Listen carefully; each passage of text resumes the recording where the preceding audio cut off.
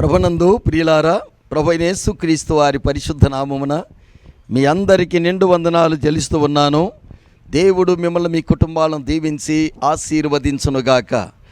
దేవుని బిడ్డలారా, క్షేమంగా ఉన్నారు కదా? ఆరోగ్యంగా ఉన్నారా? ఆత్మీయంగా ఉన్నారా? భార్యాభర్తల మధ్యలో ఒకరొకరు ఆప్యాయంగా ఉంటున్నారా? మరి కుటుంబంలో ఒకరికొకరు ప్రార్థన చేసుకుంటున్నారా? వ్యక్తిగత ప్రార్థన చేసుకుంటున్నారా? అలాగే కుటుంబ ప్రార్థన ఉదయం సాయంకాలం కలిగి ఉన్నారా? సంఘ ప్రార్థనలకు క్రమంగా వెళుతూ ఉన్నారా? అట్లయితే దేవుడు మీ వంశాన్ని మిమ్మల్ని అత్యధికంగా దీవిస్తాడు. సూర్యుడు ఉన్నంత వరకు చంద్రుడు ఉన్నంత వరకు దేవుడు మీ వంశాన్ని ఆశీర్వదించి ఉన్నతంగా దీవిస్తాడు. దానికి నిదర్శనము దావీదు. దేవుని సన్నిధిలో 89 కీర్తనలో దేవుని వాక్యములు అన్నాడు, ఈ భూమి ఉన్నంత వరకు, సూర్యుడు ఉన్నంత వరకు, చంద్రుడు ఉన్నంత వరకు, ఈ భూమి ఉన్నంత వరకు నా కుమారుడైన దావీదును నేను తన పేరు ముంచుతాను అన్నాడు. కనుక దేవుని యందు విశ్వాసం ఉంచండి. అద్భుత రీతిలో దేవుడు నిన్ను నీ కుటుంబాన్ని ఆశీర్వదిస్తాడని ప్రేమతో మీకు మనవి చేస్తూ ఉన్నాను. ప్రియులారా, దేవుని సన్నిధిలో ప్రతి ఇంట్లో ప్రతిరోజు కుటుంబ ప్రార్థన చేసుకోవాలని దేవుని కోరిక. దేవుని సన్నిధిలో మత్తయి సువార్త 18వ అధ్యాయము 19 వచనాల్లో 2-3 కూడి ఏంట్లో ప్రార్థన చేస్తారో, ఏకీభిస్తారో అక్కడికి నేను వస్తాను, వారి కార్యాలు పరలోకం నేను సహాయం చేస్తాను అన్నాడు. భూమి మీద భార్యాభర్తలు ప్రేమ కలిగి ఉండాలన్నా, ఒకరినొకరు క్షమించుకోవాలన్నా, కుటుంబం కుదురుగా ఉండాలన్నా, కుటుంబం కుంటుపడకుండా ఉండాలన్నా, కుటుంబంలో నెమ్మది ఉండాలన్నా మనందరం కూడా కుటుంబ ప్రార్థన కలిగి ఉండాలి. వ్యక్తిగతంగా దేవునితో గడపాలి. ఉదయం లేచిన వెంటనే దేవుని ఆరాధన చేయాలి. దేవా, నీవు దేవుడవైనందుకై స్తోత్రం. నీవు సృష్టికర్తవు, పరిశుద్ధుడు, అక్షయుడువు, సర్వలేని వాడు, సర్వశక్తిమంతుడు, సర్వాధికారి, లోకరక్షకుడవు, అందుకు నీకు స్తోత్రం. దేవా, నన్ను ప్రేమించినావు, నీకు స్తోత్రం. నా కొరకు రక్తం కార్చినావు, నాకు తండ్రి శిక్షణ భరించినావు, నా మరణాన్ని తీసుకొని నువ్వు జీవం ఇచ్చినావు, అందుకు స్తోత్రం. నాయన, నాకు తండ్రి రాత్రి మంచి నిద్ర ఇచ్చినావు, స్తోత్రం. నాయన, మరి ఉదయం ఇచ్చినావు, స్తోత్రం. రక్షణ సంఘం ఇచ్చినావు, సేవకులు ఇచ్చినావు, పరలోక పౌరత్వం ఇచ్చినావు, నీకు స్తోత్రం. ఇన్ని మేలు చేసిన ఈ దేహము కుటుంబం ఇచ్చి ఇన్ని మేలు చేసిన దేవా, నీకేమర్పించగలను? నాయన, నా హృదయపూర్ణ స్తుతి మీకు సమర్పిస్తున్నానని అలాగే ఉదయం లేచి దేవుని ఆరాధించి ఒక పాట, దేవుని స్థలంలో స్తుతించే పాట, దేవుని గణపరిచే పాట, అది ఏదైనా సరే దేవుని స్థలం అలాగా స్తోత్రం చెల్లింతుము, స్తుతి స్తోత్రం చెల్లింతుము, యేసు నాదుని మేలులు తల్లంచి, క్రీస్తు నాదుని మేలులు తల్లంచి, స్తోత్రం చెల్లింతుము, స్తుతి స్తోత్రం చెల్లింతుము. దీవారాత్రములు కంటి పాపవలే కాచి, దీవారాత్రములు కంటి పాపవలే కాచి, దయగల ఆస్తముతో బ్రోచి నడిపించితివి, దయగల ఆస్తముతో బ్రోచి నడిపించితివి. స్తోత్రం చెల్లింతుము, స్తుతి స్తోత్రం చెల్లింతుము, యేసు నాదుని మేలులు తల్లంచి, క్రీస్తు నాదుని మేలులు తల్లంచి, స్తోత్రం చెల్లింతుము, స్తుతి స్తోత్రం చెల్లింతుము. ఈ రీతిగా ప్రతిరోజు కూడా ఒక పాట పాడి అలా వాక్యం చదివి ద్వితీయోపదేశకాండములో 17వ అధ్యాయం 19-22 వచనాల్లో గ్రంథముని యుద్ధ ఉండాలి. ఆ గ్రంథము నువ్వు చదవాలి బ్రతుకు దినములన్నీయు. నువ్వు కుడికి ఎడమగానే తొలగకుండా ఉండాలంటే, భూమి మీద దీర్ఘాయుష్మంతుగా ఉండాలంటే, గర్వించకుండా ఉండాలంటే, అధోగతి పాలు కాకుండా ఉండాలంటే ఈ గ్రంథము ప్రతిరోజు బ్రతుకు దినములన్నీయు నీవు, నీ పిల్లలు, నీ కుటుంబము బ్రతికి నీ వంశము నిలవాలి అంటే జీవాధిపతి అనే గ్రంథాన్ని చదవాలి. దేవునికి స్తోత్రం. పరిశుద్ధ గ్రంథమును ఒక ఆయన చదువుతూ ఉంటే, పాత చింతపండు ఏం చదువుతున్నావయ్యా అని అన్నాడంట ఒక ఆయన. పాత చింతపండు అన్నావా? సరే, అట్లయితే సూర్యుడు ఎంతకాలం నుంచి ఉన్నాడు అన్నాడట. సూర్యుడు భూమి పుట్టినప్పటి నుంచి ఉన్నాడన్నావు. సూర్యుడు పాత చింతపండు అయినాడా అన్నాడంట. లేదన్నాడంట. దేవుని మాట ఎన్నడూ కూడా జీవము కలిగినదే ఉంటుంది, కానీ పాత చింతపండు కాదు, పోవడానికి పదార్థం కాదు. ఆయనే సమస్తమునకు మూలమైన దేవుడు. అట్టి దేవుని నుంచి వచ్చిన మాటలే ఈ గ్రంథములు ఉన్నవి అని చెప్పినాడు. దేవునికి స్తోత్రం. కనుక నా ప్రియమైన దేవుని బిడ్డలారా, ఈ మాటలు ఎంతో ధన్యకరమైనవి. భక్తిలో నడిపించును, భద్రత కలిగించును. భక్తిలో నడిపించును, భద్రత కలిగించును. శక్తితోడ నింపును, ముక్తినిచ్చును. యేసు ప్రభుని మాటలు ఎంత ధన్యకరములు. యేసు ప్రభుని మాటలు ఎంత ధన్యకరములు. కనుక దేవుని వాక్యమును చదవండి.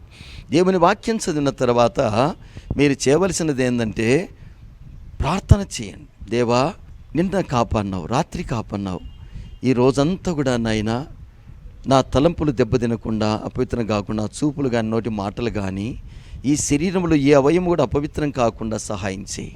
పరలోక రాజ్యంలో చేరడానికి పరిశుద్ధుడై ఉండాలి. పరిశుద్ధత లేకుండా దేవుని చూడలేము. కనుక నా శరీరమే పరిశుద్ధంగా ఉండడానికి సహాయం చేయి. దేవునికి ఆహారం పెట్టడానికి ఉన్న నా జీవితం, నా శరీరం అంతా కూడా పరిశుద్ధంగా ఉండడానికి సహాయం చేయి. ఆహారము తీసుకుంటున్న నా చేతులు పవిత్రంగా ఉండడానికి శుభ్రం చేసుకుంటున్నాను. ఆహారం తినే నా నోరు శుభ్రంగా ఉండడానికి బ్రష్ చేస్తున్నాను. అలాగే నా జీవితం అంతా శుభ్రంగా ఉండడానికి సహాయం చేయి. రోజంతా బ్రష్ చేయకపోతే ఆ రోజంతా దుర్వాసన వస్తున్న నోరు, స్నానం చేయకపోతే ఆ రోజంతా చెమట వాసన వస్తుంది. అలాగే ప్రార్థన చేయకపోతే రోజంతా కంపు కొడతాం. ఏ పాపమైతే నిన్న చేయలేదు ఈరోజు చేస్తాం. కనుక ఏ రోజు ప్రార్థన ఆ రోజుకు, ఏ రోజు వాక్యం ఆ రోజుకు, ఏ రోజు స్తుతి ఆరాధన ఆ రోజుకు, ఏ రోజు భోజనం ఆ రోజుకు, ఏ రోజు స్నానం ఆ రోజు, ఏ రోజు బ్రష్ ఆ రోజుకు. అలాగే దేవుని సన్నిధిలో ప్రతిరోజు ఉదయం కుటుంబ ప్రార్థన కలిగి మందిరం సహవాసం అన్ని కుటుంబాలకు వెళ్ళండి. అపోస్తుల కార్యము 2వ అధ్యాయం 42వ వచనం 43వ వచనములు అన్నాడు, అపోస్తుల బోధ సహవాసం రొట్టె విరుచుటలో ఎడ తెగక ఉండండి, అప్పుడు ప్రతివానికి భయం కలుగుతుంది, మహత్కార్యాలు సూచికరిని మీ ఇంట్లో జరుగుతాయన్నాడు. ప్రియులారా, యేసుక్రీస్తును దేవునిగా నమ్ముకున్న మనందరికీ దేవుడికి నియమం పెట్టినాడు. ఎన్ని పరిస్థితులు ఉన్నా సంఘానికి నువ్వు క్రమంగా వెళ్ళాలి. ఎన్ని పరిస్థితులు ఉన్నా ఆకలి కోసం అన్నం తింటున్నావు, ఎన్ని పరిస్థితులు ఉన్నా స్నానం చేస్తున్నావు, నోరు కడుక్కుంటున్నావు. అలా ఎన్ని పరిస్థితులు ఉన్నా ఉదయకాలంలో ప్రార్థన చేసుకోవాలి. అలాగే మందిరంలో జరిగే కూటాలకు వెళ్ళాలి. అప్పుడు భయం కలుగుతుంది. ఎవరికి? ఈ శరీరానికి భయం కలుగుతుంది. పాపం చేయకుండా ఉండాలని దేవుని మాట అక్కడి నుంచి మన హృదయానికి తూటాల వల్ల తగులుతుంటే ఆపరేషన్ జరుగుతుంది. ఆపరేషన్ జరిగిన వాడు బ్రతుకుతాడు. దేవుని వాక్యం ఉంటుంది, ఆ మందిరములో సహవాసం ఉంటుంది, సాక్ష్యాలు ఉంటాయి, ఒకరిని బలపరచబడతాం, ఎంతో దీవెన ఉంటుంది.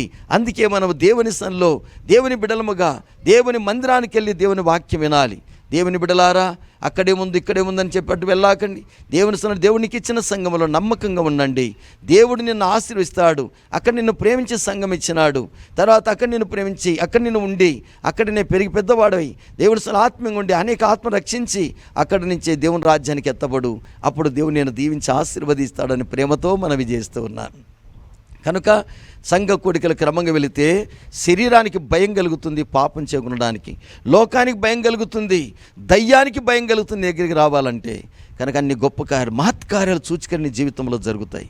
కనుక సంఘ కోడికలకు క్రమంగా దీనికోసమని ఆ కార్యక్రమం ఈ కార్యక్రమం ఉందని చెప్పి లేకుండా ఉంటే యేసు ప్రభు లాంటి వాడు బరబ్బ అయిపోతాడు. యేసు ప్రభు లాంటి వాడు కూడా యూదా ఇస్కరియోతు అయిపోతాడు, బహుగా నష్టపోతాడని మనవి చేస్తున్నాను.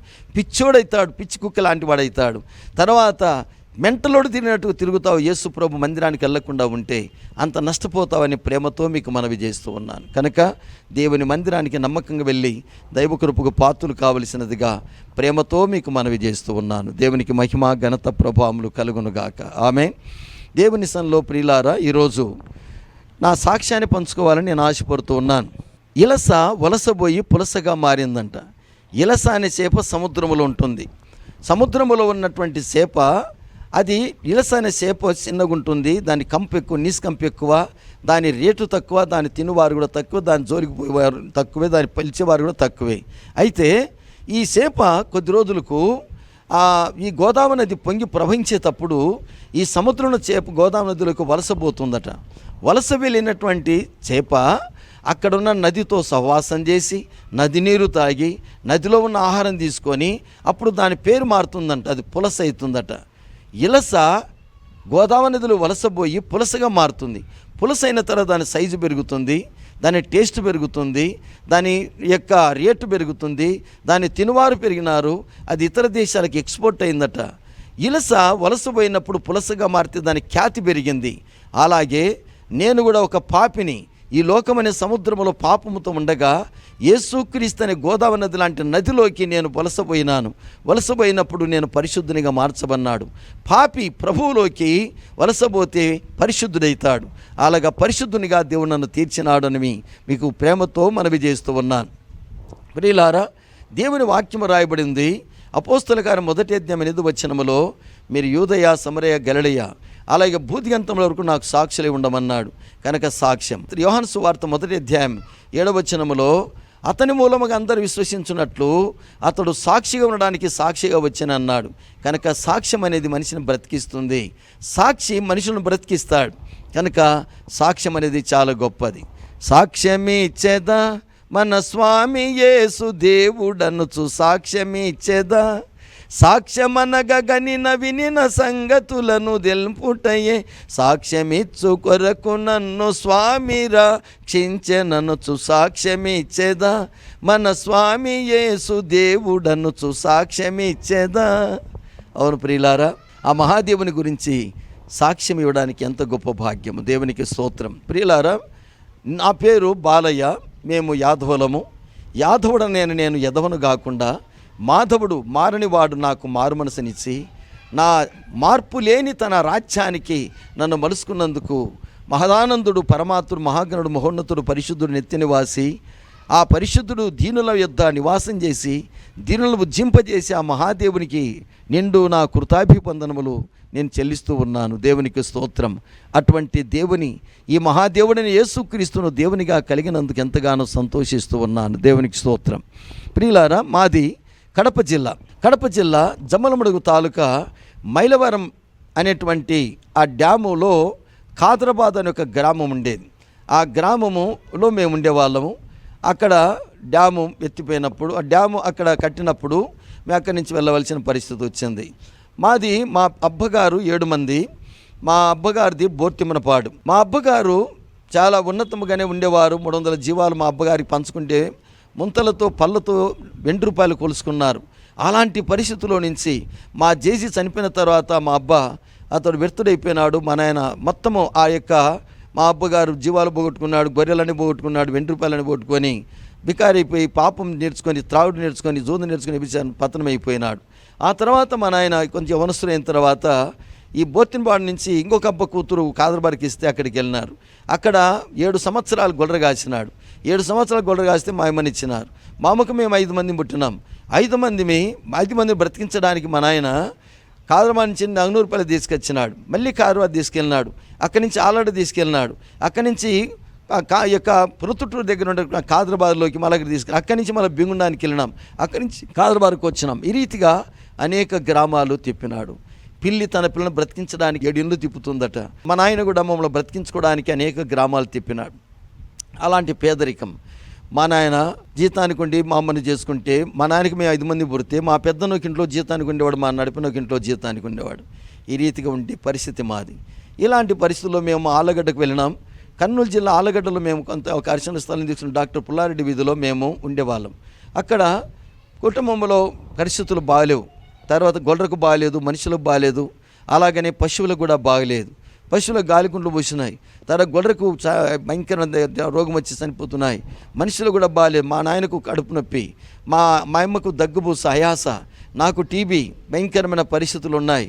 మా పెద్దన కాలిపోండు, పరిస్థితులు అన్ని ప్రతికూలంగా అన్నీ కూడా ఉన్నాయి. ఇలాంటి స్థితిలో వ్యాధి రట్టు సంసారం గుట్టు అంటారు. వ్యాధి రట్టు చేస్తే ఎవరని ఏమైనా చెప్తారేమని సంసారం గుట్టుగా చేసుకోవాలట. వ్యాధిని రట్టు చేయాలి. అందుకు బట్టి వాళ్ళకి వెళ్ళి చెప్తే మా పరిస్థితులు ఇలాగున్నాయి కష్టాలంటే ఎవరో చెప్పినారు, ఇదిగో ఆడికి వెళ్తే ఆ గ్రంథం చదివిస్తే బాగుపడతారంటే ఆ గ్రంథం చదివించినాం. ఇంకొకరు చెప్పినారు ఆ గ్రంథం చదివిస్తే బాగుపడతారంటే అది చదివించినాం. ఇంకొకరు అన్నారు ముడుపు కట్టుకుంటే బాగుపడతారంటే ముడుపు కట్టుకున్నాం. ఇంకొకరు అన్నారు పూజ చేస్తే ఆకు పూజ మీకు మేలు కలుగుతున్నారు, అది చేసినాం. ఇంకొకరు అన్నారు కందూరు చేస్తే మీకు మేలు ఉంటుందంటే అది చేసినాం. తర్వాత మీరు ఆ యొక్క ఒక వట్టి విగ్రహం ఉంది, దానికి ఒక చిన్న గోపురం కడితే మీకు మేలు కలుగుతుందన్నారు. దాని గోపురంగానే కష్టకాలంలోనే ఈ రీతిగా ఎన్ని చేసినా లాభం లేని పరిస్థితులు ఉండగా ఈ స్థితిలో మేము ఉన్నప్పుడు ఎవరు అన్నారు, ఒక ఆయన బాగు చెప్తున్నాడంటే ఆయన పిలుచుకొని వచ్చి చేస్తే బాగుంటుందని. అప్పుడు ఆ ఇంట్లో ఆయన పిలుచుకొని వచ్చి చేసినారు. ఆ ఇంట్లో వాళ్ళు వచ్చి అతడు అన్నాడు, ఇంట్లో వాళ్ళు మాత్రమే ఉండాలి, నేను చెప్పాలంటే బయట వాళ్ళు ఎవరు ఉండకూడదు అన్నాడు. సరే అని చెప్పేసి ఆ ఇంట్లో మా దగ్గర ఎవరు సున్నికి వస్తారో వాళ్ళందరూ పక్కన పంపించినాం, తలుపేసి కూర్చున్నాం. ఆయన అంతా కూడా కళ్ళు మూసుకొని ఏదో కళ్ళు మూసుకొని ఏదో దివ్యదాన దృష్టిలు చేస్తే 3 దయ్యాలు ఉన్నాయని అన్నాడు. 3 దయ్యాలు మనుషుల కోటి గొర్రె కోటి పశువులు పట్టింది అన్నాడు. కరెక్ట్గానే చెప్పినాడు అన్నాడు. అయ్యా మరి దీన్ని వెళ్ళగొట్టాలంటే ఇలాంటి దయాలు ఎన్నో వెళ్ళగొట్టినాను అన్నాడు. అలాగైతే మరి ఎంత ఇవ్వాలి అంటే ఇప్పుడేమి ఇచ్చుకోవాల్సిన అవసరం లేదు, మీ బాగుపడితే మళ్ళీ తర్వాత చూద్దాంలే అన్నాడు. తండ్రి లాంటి వాడు మా ఇంటికి వచ్చినాడని సంతోషపడినాం. ఆయన మంత్రాలు చదువుతాను, కళ్ళు మూసుకున్నాను, చదివినాడు. కొంచెంప్పటికి 2 దయ్యాలు పైన ఇంకొక దయ్యం ఉందన్నాడు. ఏమంటే అది ఆడదయ్యం అన్నాడు. ఆడదయ్యమా, మరి ఏమి పోదంటే కొన్ని కోరికలు ఉన్నాయంట అన్నాడు. సరే ఏంటంటే బట్టలు పెట్టుకోవాలా, మంచి బట్టలు కట్టుకోవాలనుకుంటా ఉండే అంట, కొత్త బట్టలు పెడితే పోతుందంట అన్నాడు. సరే కొత్త బట్టలు తెచ్చిపెట్టినారు. అమ్మ ఇప్పుడే చెప్తుంది, ఆ కమ్మలు పెట్టుకోవడం వచ్చిందంట, కనుక నీ చెవులో ఉన్నటువంటి కమ్మలు పెడితే పోతుందంట అన్నాడు. అప్పుడు మా అమ్మ కమ్మలు తీసి ఇచ్చేసింది. నా చేతిలో ఉంగరం ఉండేది. రబ్బాయి ఈ చదువు రావాలంటే నీ ఉంగరం తీసి అన్నారు. తర్వాత ఈ మంత్రాలు చదవాలి, పెద్ద మంత్రాలు చదవాలంటే ఏదైనా ఇచ్చుకోవాల్సింది అన్నాడు. మా దగ్గర ముడుపు తప్ప ఏం లేదన్నాం. ఆ ముడుపు మీరు నాకు ఇవ్వండి, మళ్ళీ తర్వాత వడ్డేసి కట్టుకోండి అన్నాడు. అది ఇచ్చినాం. అన్ని ఇచ్చిన తర్వాత అంతా పారు చూసినాడు. చూసి సరే మీరందరూ గట్టి కళ్ళు మూసుకోండి, చూస్తేనే పారుతుంది, మీరు చూడకుండా ఉంటేనే అది మంత్రం పారుతుంది, మీరు చూస్తే మంత్రం పారదు అన్నాడు. అలాగనే మేము కళ్ళు మూసుకొని అలాగే ఉన్నాం. కొద్దిసేపటికి తెరవండి అన్నాడు. తెరిచినాం. ఈ దయ్యం కూడా పోయింది, మీ సంవత్సరాల ముడుపులు 6 కాయలకు వరదిల్లుతుంది అని చెప్పి అన్నాడు. అలాగన్నప్పుడు మేము సంతోషపడి ఆయన కాళ్ళకు నమస్కారం చేసినాం. ఈ బట్టలు ఇక్కడనే ఉంటే అది ఇక్కడనే ఉంటుందంట, నేను తీసుకెళ్తున్నాను, సరే పట్టుకెళ్ళమన్నాం. తర్వాత ఉంగరము ఈ యొక్క కమ్మలు అది కొద్ది రోజులు పెట్టుకొని ఇస్తుందంట అని మా తర్వాత ఒక తలుపు దగ్గర ఒక గుంతదేవి ఒక డబ్బాలో ఆ మూట పెట్టి తర్వాత నేను దాంట్లో పెట్టేసి దాని మీద ఒక రాయి పెట్టి నేను వెళ్తున్నాను, మళ్ళీ వారానికంతా వచ్చేస్తాను, అది అప్పటికంతా పెట్టుకుంటుంది, అప్పుడు వచ్చి మళ్ళీ నేను శుద్ధి చేసి నీకు ఇస్తాను అన్నాడు. సరే అనిపోయినాడు. అలా పెట్టేసిపోయిన తర్వాత కొద్ది రోజుల తర్వాత ఒక వారానికి 2 వారాలు రాలేదు. రాకపోయేసరి ఇంకా కష్టాలు ఎక్కువైపోయినాయి. గొడ్లు రోజు 4-5 గొడ్లు చచ్చిపోతున్నాయి. 2 వారాలు మొత్తం 50 గొడ్లు చనిపోయినాయి. ఒక్క గొర్రె కూడా మిగలేదు. పశువుల గాలిగుండ్లు పోసి నిలువున ఎండిపోయినాయి. తర్వాత మా అమ్మ పరిస్థితి చాలా ఘోరమైన పరిస్థితి అని చెప్పి ఆమె ఎంతో బాధపడుతుంది. మా నాయన కడుపున అల్లాడిపోతున్నాడు. నాకు టీబీ జబ్బుతో తర్వాత ఊపిరి పీల్చుకోలేకుండా నేను కూడా 4 అడుగులు లేకపోతున్నాను. ఇలాంటి పరిస్థితుల్లో ఉన్నాం. ఈ కష్టాల్లో ఉన్నప్పుడు అతడు మమ్మల్ని ప్రేమించి తండ్రి వాళ్ళు వచ్చినాడు అనుకున్నాం, కానీ అతడు మాయావి మోసగాడై మొత్తం ఊడ్చుకొని పోయినాడు. వారానికి 2 వారాలకి రాలేదు. ప్రియులారా, ఆ డబ్బాలో కమ్మలో ఉంగరం ఉందేమో చూద్దామని చూస్తే దాంట్లో గులకరాళ్ళు, కుంకుమ పసుపు, ఎంటు తుక్కు అనేటువంటి ఆయనకు ఉన్నాయి. గులకరాలు నోటి కొట్టుకొని ఎంట తుక్కులు 2 ఎండుమిరపకాయలు వేసుకొని తర్వాత పొగేసుకుని సావాలన్నట్టు మా పరిస్థితి వచ్చింది. అసలే కోతి కళ్ళు తాగిందట. కళ్ళు తాగిన తర్వాత తేలుగుట్టిందట. తేలుగుట్టిన తర్వాత దయ్యం పట్టిందట. ఎటుంటుంది కోతి పరిస్థితి? మా పరిస్థితి కూడా అలాగే అయిపోయింది. ఇలాంటి కష్టాలు బాధతో ఉన్నప్పుడు అలాంటి స్థితిలో ఉండగా కుటుంబం అంతా ఆత్మహత్య చేసుకొని ఇంకా లేదు, కుటుంబం అయిపోయింది అనుకున్నారు. అలాంటి పరిస్థితుల్లో యేసుక్రీస్తున్నమైనటువంటి బిడ్డలు సువార్త చేసుకుంటూ మా వీధికి వచ్చినారు. సువార్త చేసుకుంటూ వచ్చి ప్రయాసపడి భారం వచ్చిన వారులారా నా యుద్ధకు రండి, నేను మీకు విశ్రాంతిని ఇస్తానన్నాడు. అలాగ ఇస్తానన్నాడు. వాళ్ళు వచ్చేసి కరపత్రిక ఇచ్చినారు. ఆ దాంట్లో కూడా ఎన్నో విషయాలు, చక్కని విషయాలు ఉన్నాయి. నీ బ్రతుకు భారం అవుతుందా? నీ కుటుంబం నీకు భారం అవుతుందా? నీ వ్యాధి నీకు భారం అవుతుందా? మనుషులు చేసిన మోసంలో బాధపడుతున్నావా? బాధపడొద్దు, దేవుడైన నీకు నేను తోడుగా ఉన్నాను. ఇదిగో ప్రయాసపడి భారం వచ్చిన వారు నా యుద్ధకు రండి, నేను మీకు విశ్రాంతిని ఇస్తాను. ఎంతటి బరువైనా తీసేస్తాను, ఎంత భారమైనా తొలగిస్తాను.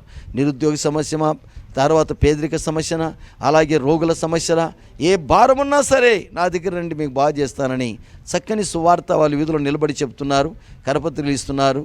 అక్కడ ఉన్న వాళ్ళు అన్నారు, ఇక్కడనే మందిరం దగ్గర ఉంది, మీరు నమ్మినట్లయితే మరిన్ని విషయాలు మీరు అక్కడికి వచ్చి తెలుసుకోండి అన్నారు. అప్పుడు నేను కూర్చోబెడిగినాను. తర్వాత ఆయన కూడా ఎంతో సంతోషించి నా దగ్గరికి వచ్చి మాట్లాడుతుండేవాడు. ఒకసారి సేవకుని పిలుచుకొని వచ్చి ఇంట్లో తర్వాత అన్ని విషయాలు చెప్పినారు. సత్యాన్ని తెలుసుకున్నాను. నాయన, ఈ లోకంలో యేసుక్రీస్తు ఎవరు అనేటువంటి విషయం వాళ్ళు చెప్పినారు. యేసుక్రీస్తు ఎవరంటే జనరేటర్. యేసుక్రీస్తు ఆపరేటర్, యేసుక్రీస్తు డిస్టైర్, యేసుక్రీస్తు సృష్టికర్త, యేసుక్రీస్తు స్థితికర్త, యేసుక్రీస్తు లయకర్త. ఆయనే పుట్టించినాడు, దాన్ని నడిపిస్తున్నాడు, ఇష్టం లేనప్పుడు తీసేస్తాడు నాయన అన్నాడు.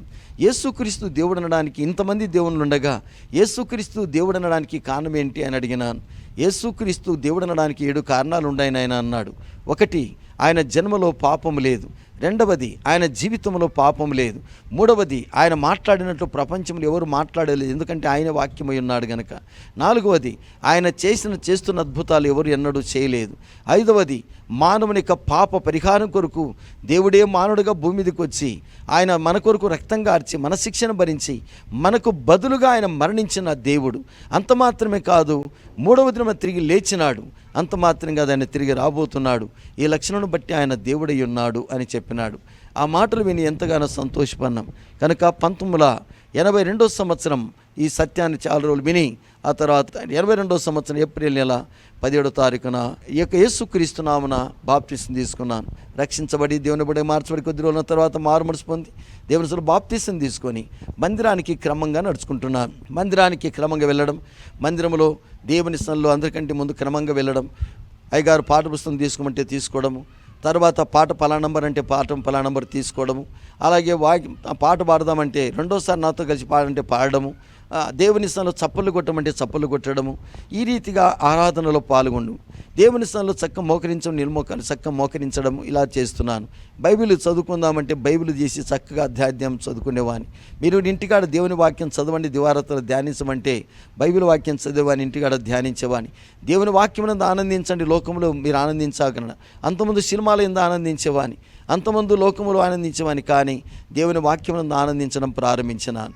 మందిరములో దేవుని స్థలంలో పరిచర్య చేస్తే ఆనాడు సమూయేలు మందిరం నుండి పరిచర్య చేసినాడు. మీరు కూడా ఈ పనులు ఉన్నాయి, ఇదిగో ఈ పనులు ఉన్నాయి, ఏమైనా పరిచర్య చేయగలరంటే మందిరములో అన్ని పనులు పరిచర్య చేసేవాని.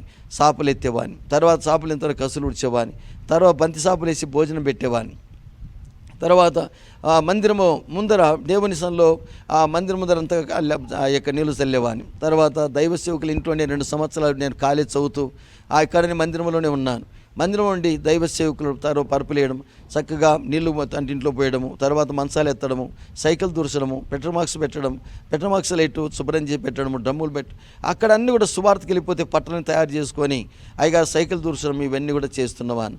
ఇలాగ చేస్తున్నప్పుడు అందరూ కూడా సంఘము దైవ సేవకులు అన్నారు, నాయనా పీటరయ్య, దేవుడు నిన్ను దీవిస్తాను నాయన, దేవుడు నేను ఆశీర్వదిస్తాను, నేను పరిచర్య చేసేవాడే పరిపాలకుడు అవుతాడు, పని వెంట మని వస్తుంది, నీ పేదరికం ఉండదు, దేవుడు నిన్ను ఆశీర్వదిస్తాడన్నారు. ప్రియులారా, అలాగ సంఘములో పరిచర్య చేయటం ద్వారా దేవుడు ఎంతగానో దీవించి ఈరోజు నేను దేవుని కృపలో ఒక జీతగాని కొడుకు, ఒక పాలేరు కొడుకు, ఈరోజు దేవుని స్థలంలో సంఘమన్న ప్రార్థనా మందిరంలో 550 మంది కంటే ఎక్కువ మంది దేవుని స్థలంలో సంఘ సభ్యులు ఉన్నారు. 1385 మందికి బాప్తిసం ఇచ్చినాం. దేవుని స్థలం కొద్ది కాలంలో దేవుడు ఇంతగా దీవించినాడు. దేవుని పొద్దురు పాస్టర్ ఫెలోషిప్లో పాస్టర్గా, అలాగనే దేవుని స్థలం కుటుంబానికి ఒక తండ్రి, పిల్లలకు మంచి తండ్రిగా, భార్యకు భర్తగా, సమాజంలో ఒక మంచి పౌరునిగా, మన్నా మినిస్ట్రీలో ఎగ్జిక్యూటివ్ బాడీ మెంబర్గా, అలాగనే సమాజంలో ఒక చక్కని ఆయన పర్వాలేదు వాడనుకోకుండా ఆయన పర్వాలేదు అనేటువంటి స్థాయికి ఈరోజు తీసుకొచ్చినాడు దేవుడు. అంటే ఇదంతా యేసుక్రీస్తు దయ వలన. ప్రియులారా, యేసుక్రీస్తు నమ్మిన తర్వాత మందిరానికి క్రమంగా వెళుతూ ఉన్నాను. యేసుక్రీస్తును నమ్ముకున్న తర్వాత చక్కగా పాటలు పాడుతున్నాను, ఆరాధిస్తున్నాను, వాక్యం చదువుతున్నాను, ప్రార్థన చేస్తున్నాను. వ్యక్తిగత ప్రార్థన, కుటుంబ ప్రార్థన కలిగి ఉన్న సంఘ ప్రార్థన క్రమంగా వెళ్ళేవాని. మందిరంలో పరిచర్య ఉంటే గిన అందరికంటే ముందు పలానా టయానికి రమ్మంటే ఆ టయానికి అంతా అక్కడ ఉండేవాని, ఆ పరిచర్య చేసేవాని. పలానా సాటి పోయి రామంటే నమ్మకంగా చేసి రావాని. నేను వంటకాడి కట్టెలు వేసిరావని కట్టెలు వేసేసాను, కూరగాయలు తీసుకురావని కూరగాయలు తీసుకొచ్చేవాని. నేను ఇదిగో ఈ పని చేయంటే ఆ పని చేసేవాని. ఈ రీతిగా నమ్మకంగా చేయడం ద్వారా దేవుడు ఆశీర్వదించినాడు. దేవుని బిడ్డలారా, 82 సంవత్సరం నుంచి 86 వరకు చక్కగా పరిచయం చేసిన కాలేజ్ చదువుతూ, అలా 86 సంవత్సరంలో దేవుని పిలుపునప్పుడు బైబిల్ కాలేజీకి వెళ్ళినాను. బైబిల్ కాలేజీకి వెళ్ళి 88 వరకు అక్కడ ఉండి దేవుని పరిచయం చేసి 87లో నా మ్యారేజ్ అయింది. తర్వాత దేవుడు ఆశీర్వదించినాడు. దేవుని స్థలంలో మళ్ళీ 88లో పొద్దుట్టులో దేవుని సేవ ప్రారంభించినాం. 88 నుంచి దేవుని సేవ ప్రారంభించినాం. దేవుడు నా భార్యనిచ్చినాడు, ఆమె పేరు ఎస్తేర్. ఆమె పేరు అంతమంది వెంకట సుబ్బమ్మ. వెంకట సుబ్బ అయినటువంటి ఆమె ఎస్తరుగా పిలువబడుతుంది. దేవుడు దీవించి గర్భంలో ఆశ్రయించి 4 పిల్లలు ఇచ్చినాడు. 3 కుమార్తెలు, 1 కుమారుడు. దేవుని స్థలంలో 3 కుమార్తెలు, దేవుని స్థలంలో 2 కుమార్తెలు ఎవరు ఉన్నారు. చిన్న కుమార్తె కూడా ఆమె భర్త కూడా దేవుని స్థలంలో పోలీసు జాబ్ చేస్తూ కానిస్టేబుల్ ఉంటూ దైవ సేవకునికి అశ్వని పాస్టర్ వంటి అన్ని పనులు చేస్తున్నాడు. వాళ్ళ కుమారుడు కూడా నాతో సేవలో ఉన్నాడు. 9 మంది మనవళ్ళు మనవరాళ్ళు. దేవుడు ఇంతగా దీవించి ఆరోగ్యం ఇచ్చినాడు. ఏనాడో టీబీ జబ్బుతో చనిపోవాలనుకున్న నేను చచ్చిపోయిన నేను ఈరోజు 65 సంవత్సరాలు కూడా 65లో కూడా 60లో 20 వలె బ్రతకడానికి దేవుడు సహాయం చేస్తున్నాడు. దేహానికి ఆరోగ్యం ఇచ్చినాడు, మనసుకు ప్రశాంతతని ఇచ్చినాడు, ఇంటికి ఆశీర్వాదం ఇచ్చినాడు, ఆత్మకు మోక్షం ఇచ్చినాడు. ఎప్పుడు ఈ లోకం విడిచినా దేవునితో అంటే ఆయన గొప్ప నిరీక్షణ నాకు ఇచ్చినాడు. ఇవన్నీ యేసుక్రీస్తులో దేవుడు నాకు అనుగ్రహించినవి కనుక నా ప్రియమైన దేవుని బిడ్డలారా, ఎంతగా దేవుడు నన్ను ప్రేమించి ఆశీర్వదించినాడు గనక మీరు కూడా యేసుక్రీస్తునందు విశ్వాసం ఉంచి నా సాక్ష్యం ఉన్న మీరు కూడా సాక్ష్యం కలిగి మోక్షం చేరాలని కోరుతూ ఉన్నాను. సాక్ష్యమే మోక్షము కనుక నేను సాక్ష్యం ఇస్తున్నాను. మీరు కూడా సాక్ష్యం కలిగి దేవుని కృపలో జీవించాలని ప్రేమతో మీకు మనవి చేస్తున్నాను. సత్సాంగత్యే నిస్సాంగత్యే, నిస్సాంగత్యే నిర్మలోచిత్తే, నిర్మలోచిత్తే నిర్మోహత్వం, నిర్మోహత్వం నిశ్చలతత్వం, నిశ్చలతత్వం జీవన్ముక్తి. కొంగ నింగి నెరుగు దొంగ దోసుటెరుగు, నీరు పల్ల మిరిగి పారుటెరుగు, భక్తి భగవంతు నెరిగి పూజించుట నెరుగు, విశ్వదేవుడేసు వినురదాసు, ఆత్మరూపి నెరిగి ఆనందముందుట, అంతకంటే భాగ్యమవని గలదే, ఉజ్వలుండు ఒక్కడున్నాడు దైవమై, విశ్వదేవుడేసు వినురదాసు. యేసుని నమ్మిన ఎంతటి పాపినైనా ప్రేమతోడనాలించి ప్రేమ చూపు, అతని భవములన్నీయు అవని బాపి పరమపతమంబు చేకూర్చు ప్రభుడు యేసు, పరమపతమంబు చేకూర్చు ప్రభుడు యేసు. కనుక ఏసే మార్గం, సత్యం, జీవం, ఏసే దైవం. ఆయనందు విశ్వాసం ఉంచండి, నిత్య జీవానికి వారసులు గండి. దేవుడి మన దీవించునుగాక. ఆమెన్. ప్రార్థన చేసుకుందాం. ప్రేమగల మా తండ్రి యేసయ్యా, సాక్ష్యమే మోక్షము గనక తండ్రి ఒక వ్యక్తిని సాక్షిగా చేయగలిగిన దేవుడును ఒక్కనివే సమర్థుడవు నాయన. ప్రభా, ఇంట్లో సాక్ష్యము, వీధిలో సాక్ష్యము, తండ్రి సమాజంలో సంఘము సాక్ష్యం కలిగి ఉన్నట్లు చేయగలిగిన దేవుడును ఒక్కనివే తండ్రి. అట్టి దేవుడమైన నిన్ను మేము కలిగి మా జీవితం చరితార్థం చేసుకుని భాగ్యం ఇచ్చినందుకై స్తోత్రము చెల్లిస్తున్నాను. ప్రార్థన అటు ప్రేక్షకులను దీవించండి. సౌడు తండ్రి నాయన షూటింగ్ చేసినటువంటి కుమారుడు తండ్రి శనును దీవించండి. అలాగనే తండ్రి వాక్యం వింటున్న బిడ్డలను దీవించండి నాయన. కుటుంబ సభ్యులను, సంఘ సభ్యులను, సకల మానవులను, ఈ వాక్యం వింటున్నటువంటి కుటుంబ సభ్యులందరినీ కూడా దీవించండి. సాక్ష్యము నేను చెప్పినాను, అందరూ కూడా ప్రతి ఒక్కరు సాక్షులు ఉండాలని మీ కోరిక నాయన. దేవుడను నేనే, మీరే నా సాక్షులు అన్నారు కనుక ప్రతి ఒక్కరు కూడా నాయన దేవుని ఎదుట సాక్షిగా, సమాజం ఎదుట సాక్షిగా, సంఘం ఎదుట సాక్షిగా, కుటుంబంలో సాక్ష్యం కలిగి జీవించి నీకు పాత్రులై అనేకులకు ఆశీర్వాదకరంగా ఉండడానికి సహాయం చేయమని యేసుక్రీస్తు నామమున వేడుకొనుచున్నాము తండ్రి. ఆమెన్. తండ్రి, కుమార, పరిశుద్ధాత్మనిక దివ్యమైన కృపాక్షములు బిడ్డలందరికీ సదా తోడైనను గాక. ఆమెన్. దేవుడి మన మీ కుటుంబాలు దీవించును గాక. వచ్చే సమయానికి, వచ్చే వారం ఇదే సమయానికి దేవుని వాక్యం వినండి, దైవ ఆశీర్వాదం పొందండి. God bless you. అందరికీ వందనాలు. ప్రేమ, సంతోషం, సమాధానం అందించే దైవ కుటుంబం మన్నా ప్రార్థనా మందిరం. రక్షణ, స్వస్థత, పరిశుద్ధతకై దర్శించండి మన్నా ప్రార్థనా మందిరం. సంఘ కాపరులు, వర్తమానికులు రెవరెండ్ డాక్టర్ ఎన్ పీటర్ గారు, BD, MTh. Pastor N Shalem Raj Kumar గారు, బీటీహెచ్, ఎంటీహెచ్. సెల్ నంబర్స్ 9908711854 మరియు 9989750722.